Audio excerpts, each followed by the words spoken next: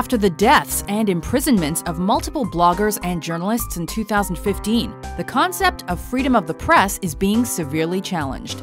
Welcome to WatchMojo News, the weekly series where we break down news stories that might be on your radar. In this installment, we're counting down 10 crucial facts you should know about freedom of the press violations. Number 10. What is freedom of the press? Also known as freedom of the media, freedom of the press refers to the levels of liberty and autonomy experienced when a person is communicating through various types of written, visual, and electronic media. It's the ability to write and publish materials in order to share them in the public domain. However, it should not be confused with an author's right to be published. No publisher is legally bound to accept any author's work, although, theoretically, any author is able to self-publish their own materials. American journalist A.J. Liebling summarized the matter, writing, quote, "Freedom of the press is guaranteed only to those who own one." Number 9. What is freedom of speech?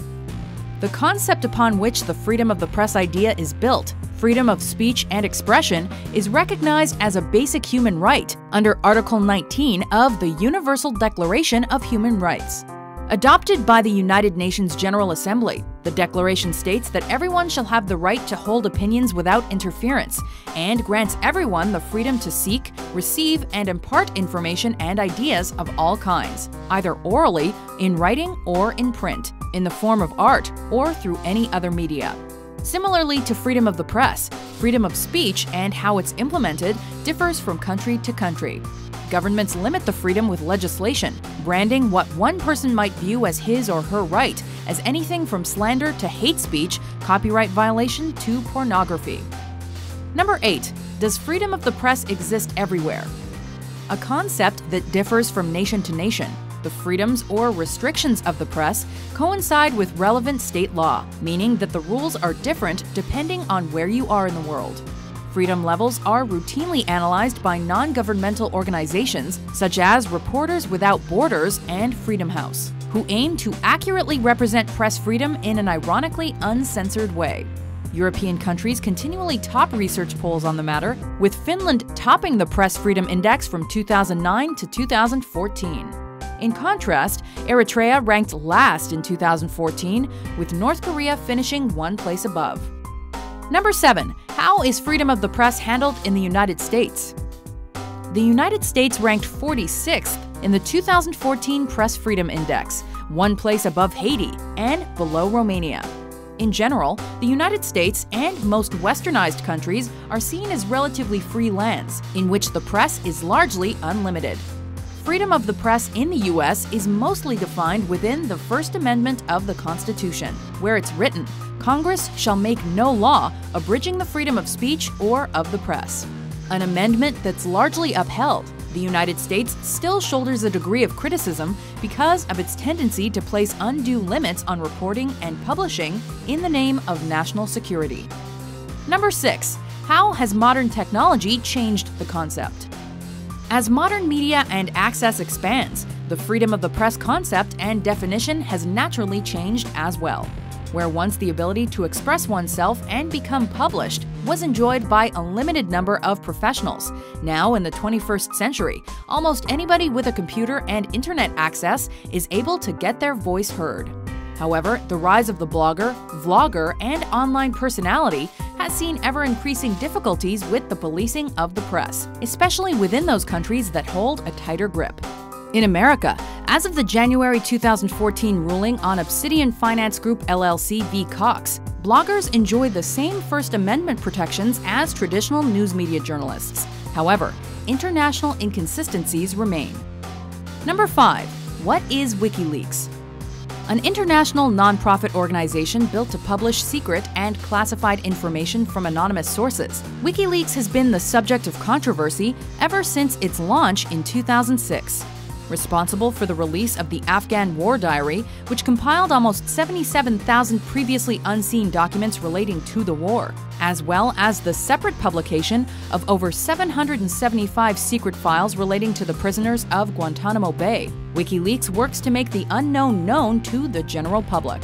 The site's co-founder and editor-in-chief, Julian Assange, has been under investigation in the US since 2010 and is currently housed at the Ecuadorian Embassy in London.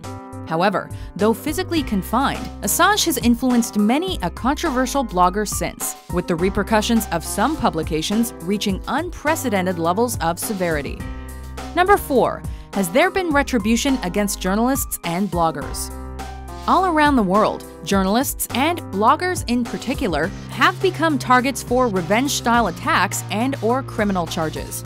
With freedom of speech and freedom of the press comes an almost unavoidable ability to offend, which has resulted in countless instances of retribution carried out both legally and illegally. Case in point, on Friday, August 7, 2015, a Thai man was sentenced to 30 years imprisonment for insulting the Thai monarchy via Facebook.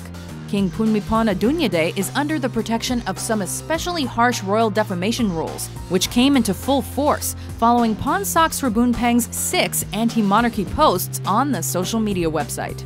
Receiving 10 years imprisonment for each post and having his sentence halved because he pleaded guilty, 48-year-old Pongsak will spend the majority of the rest of his life behind bars. Number 3. Has there been retribution against journalists and bloggers? Part 2. Another instance, again on Friday, August 7th, saw a Bangladeshi blogger murdered following his publishing of anti-religious extremist views online. Niloy Chatterjee, who was 40 years old, became the 4th online critic to be murdered in the country in 2015, after he was killed in his apartment in the capital of Dhaka. A group of militant attackers armed with machetes are being held responsible. Attacks such as these have risen within recent years, in parallel with the rise of blogging in the country. Secularist writers have built an internet base from which to tackle the hardline Islamist groups that are threatening to take over Bangladesh, but contributing to the cause is becoming increasingly risky. Chatterjee had been demanding justice for other bloggers recently killed, only to have his name added to the frightening list. Number 2. Has there been retribution against journalists and bloggers? Part 3. Finally, human rights campaigners fear for the well-being of one Saudi Arabian blogger in particular, as he awaits a second dose of an ongoing punishment.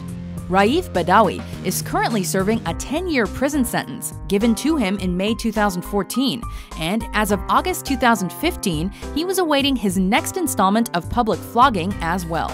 Badawi was subjected to the first 50 of his 1,000 lashes in January 2015, meaning that he had 19 sets to endure thereafter. An especially brutal example of government-enforced retribution, Badawi's fate is not unusual in Saudi Arabia, and the country itself has reacted with anger to the media campaign surrounding the case. Number 1. What is the future of freedom of the press? The issue of freedom of the press is likely to remain a balancing act indefinitely, as the necessities for privacy, cultural sensitivity, freedom of speech, and freedom of thought must all be met. A seemingly impossible task, especially on an international scale, it's clear that laws and mindsets must at least be modified, if not in some cases changed altogether, in order for progress to be made.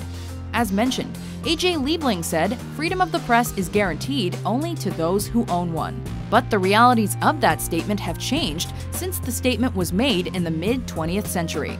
The internet has enabled an ever-increasing number of people to own a press, so it's easier now than ever before to exercise free speech on a global scale.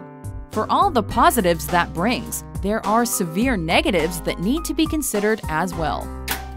Did these facts get you thinking? To vote for which news story is covered next, head over to WatchMojo.com/suggest. And be sure to hit that subscribe button for more newsworthy top 10s published every week.